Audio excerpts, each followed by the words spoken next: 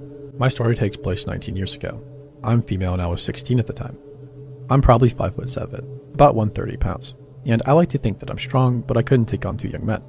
So it begins with my mom and stepfather going away on vacation and leaving my 17-year-old sister and me home alone. They did this often. My parents were not winning any parenting awards. My sister and I didn't get along either. She was a nasty piece of work.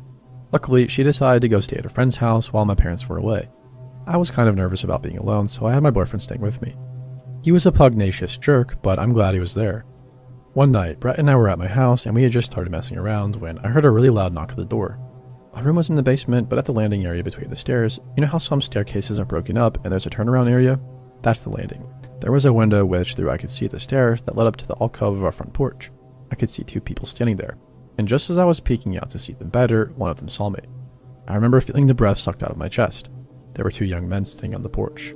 It was almost midnight and I had no idea who the heck they were. The guy that saw me let his friend know, and they both looked in the window and asked me to come to the door. My boyfriend had gone upstairs to open the door, and I remember freaking out because I had told him not to.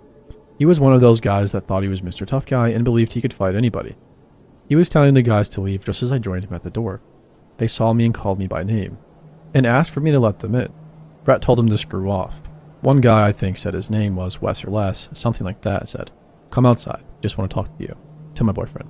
I said, "No thanks, we're going to bed," and shut the door. I was really confused and getting very scared.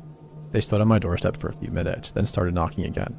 Wes, or Les, explained to me through the door that he was my sister's friend and that she had told him I was alone at the time and that they should come by.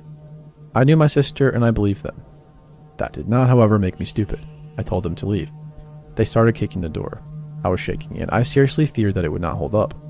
I was so scared that I ran to my kitchen to call the police. I was assured that they would be there very soon and told to lock the doors and stay on the phone. Meanwhile, Brett was still yelling at them, which only served to piss these guys off more. I asked him to shut up, but he wouldn't listen. I was locking all the doors and windows upstairs while Brett went down to check the doors. Down in the basement, there was a huge mudroom area, and it had a thick wooden door made of 2x4 planks, kind of like a barn door. The door had a big old lock on it, some spring-loaded turn bolt, and also had a plank to set across it, like a barricade. One of the guys was pounding on this door, and Brett heard him tell the other guy to try the back door.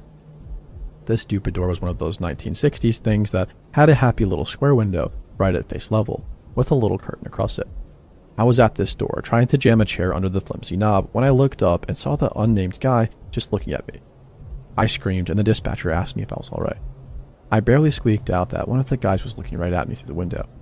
He was older than me, probably about 20, and he was tall. He looked very scary. His dark eyes were drilling into me. He wore this creepy, placid smile on his face. I had never seen this man before, but he knew my name. He tapped on the window with one finger, never breaking eye contact, and said, "Becky, let me in." I couldn't breathe. The knob was rattling as he was messing with it. He said again, "Let me in, Becky. I just want to see if you're okay, and I just want to talk." He stared at me. I didn't say anything. I was just 3 feet from him with my back pressed to the fridge when he suddenly started beating on the door and screamed, "Let me the F in this house. If I have to break in, I will kill you both. So just open the door." He looked absolutely maniacal. Then there was a loud knock at the front door, and the man went silent. He gave me the most hateful sneer I'd ever seen. I heard shouting, and he ran down the back stairs and into the woods along the back of my yard. Brett had gone to the door. It was the cops. There were 2 female officers at the front door, and one was just starting to raise her voice, asking where I was when I came to the door too. I was so relieved I started crying. I told them they had run away through the woods. Luckily, the woods were not deep. They actually ran along the bank of the large river, and there was a bridge just up from where the woods met the road. One officer ran around the back, while one stayed to get a description and take my statement. Officer number 1 came back and spoke to officer number 2, saying she saw them running across the bridge. They both left in a hurry, hopped in the cruiser and sped off. I was still crying and shaking, but I was absolutely furious at Brett for riling them up. I went to make myself some tea, thinking of all the things I could kill my sister with when she got home.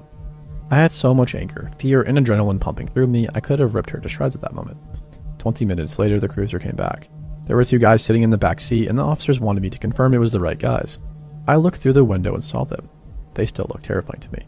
They were in cuffs and could not get to me, but I would not get close to them. Neither would look at me. I confirmed it was them and we spoke a bit. I told the cops about my sister, suggesting that these 2 men should come see me. Officer number 2 kind of mumbled, "What an absolute bitch." I had to agree. I pressed charges for attempted forcible entry, property damage. They had broken a window in the living room, trespassing, disorderly conduct, and attempted assault. Initially, they both pleaded not guilty, but later admitted to some of the charges. They They both got 18 months in jail and were forbidden to contact me or my boyfriend ever again, and to be at least 500 meters from me at all times. I have never heard from them again.